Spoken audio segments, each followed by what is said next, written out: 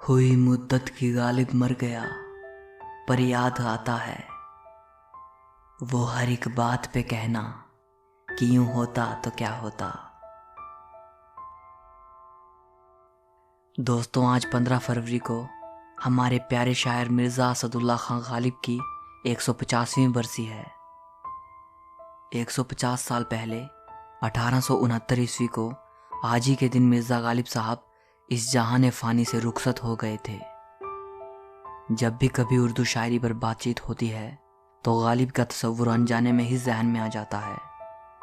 गालिब ने उर्दू ज़ुबान को बड़ी जिन्नत बख्शी है। उर्दू साहित्य हमेशा इनका एहसानमंद रहेगा। गालिब के बाद उर्दू को एक नया आयाम मिला। इनके बिना उर्दू अदब अधूरा है। प्रोफेसर रशीद अहमद सिद्दीकी ने कहा है कि मुगलों ने हिंदुस्तान को 3 चीज़ें दी: ताजमहल, उर्दू और गालिब। दोस्तों, जो डेप्थ गालिब की शायरी में है ना, वो शायद आपको कहीं भी देखने को ना मिले। जब गालिब साहब को सुनते हैं तो ऐसा नहीं लगता कि किसी 18वीं और 19वीं सदी के शायर को सुन रहे हों, बल्कि उनको सुनकर ऐसा लगता है कि जैसे वही हमारे सामने बैठकर हमसे बात कर रहे हों। इसकी वजह है उनके अंदर की डेप्थ, उनकी शायरी की गहनता और फलसफाना अंदाज। उनको सुनते हैं तो मानो वो हमें अपने करीब महसूस होते हैं। आज के दौर में भी वो उतने ही रेलेवेंट हैं। मशहूर स्कॉलर राल्फ रसल ने लिखा है, अगर गालिब अंग्रेजी में लिखते तो इतिहास के सबसे महान कवि होते। दोस्तों, गालिब साहब की 150वीं बरसी के मौके पर आज मैं लेकर आया हूं इनके 10 बेहतरीन शेर हिंदी ट्रांसलेशन के साथ।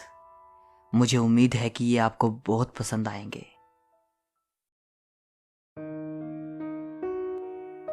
था जिंदगी में मर्ग का खटका लगा हुआ, उड़ने से पेशतर भी मेरा रंग जर्द था।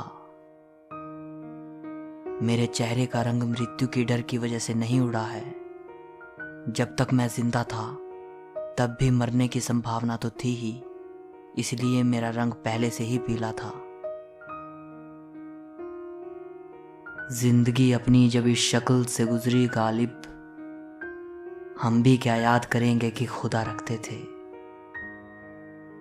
गालिब हमारी सारी जिंदगी ही जब दुखों, गम और अपमान में गुजरी, तो ऐसा देखकर कोई कैसे मानेगा कि हम भी खुदा की बंदगी करने वाले इंसान थे।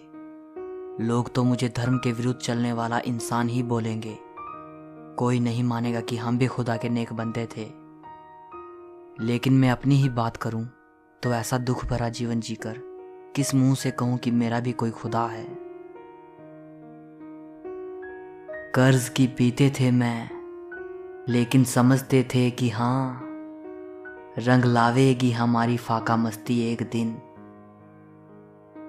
कर्ज लेकर शराब पिया जरूर करते थे, लेकिन इस चीज़ की भी हमें समझ थी कि बुरे हालात में भी मस्त रहने की हमारी आदत एक दिन ज़रूर हमें इस मकाम तक ज़रूर लेकर जाएगी जहां हमारी कद्र होगी। और मेरे इस आत्मविश्वास की वजह यह थी कि बुरे हालातों में भी मैंने अपनी बुद्धि को हमेशा ऊंचा रखा।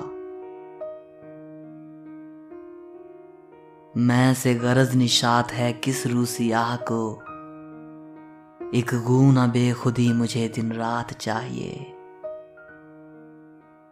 शराब पीने से किस पापी इंसान को सुख मिलता होगा, मुझे तो दिन रात थोड़ा सा बेसुध रहना है, बस इसीलिए पी लेता हूं।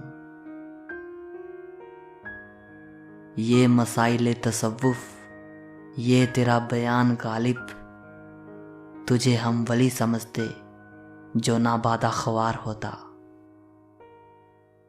गालिब, तेरा ये सूफियाना अंदाज, ये तेरे विचार, तुझे तो हम वली समझते अगर तू शराबी ना होता। होगा कोई ऐसा भी कि गालिब को ना जाने, शायर तो वो अच्छा है पर बदनाम बहुत है।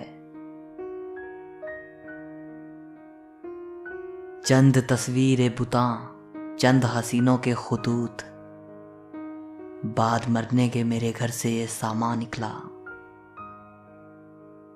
कुछ सुंदर स्त्रियों की तस्वीरें, कुछ हसीनों के खत, मेरे मरने के बाद लोगों को मेरे घर से बस यही चीजें मिली।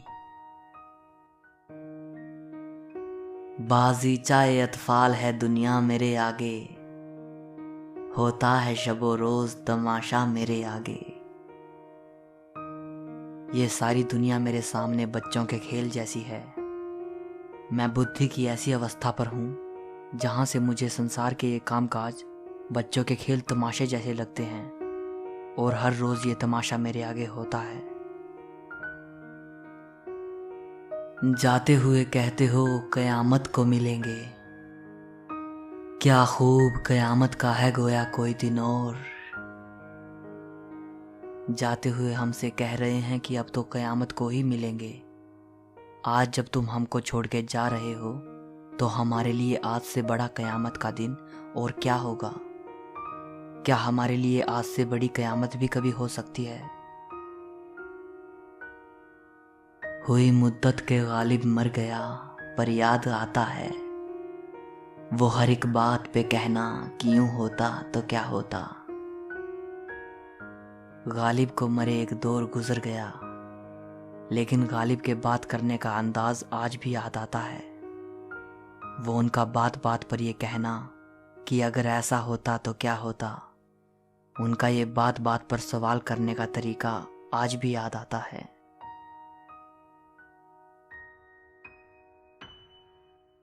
दोस्तों, उम्मीद करता हूँ कि ये वीडियो आपको पसंद आई होगी।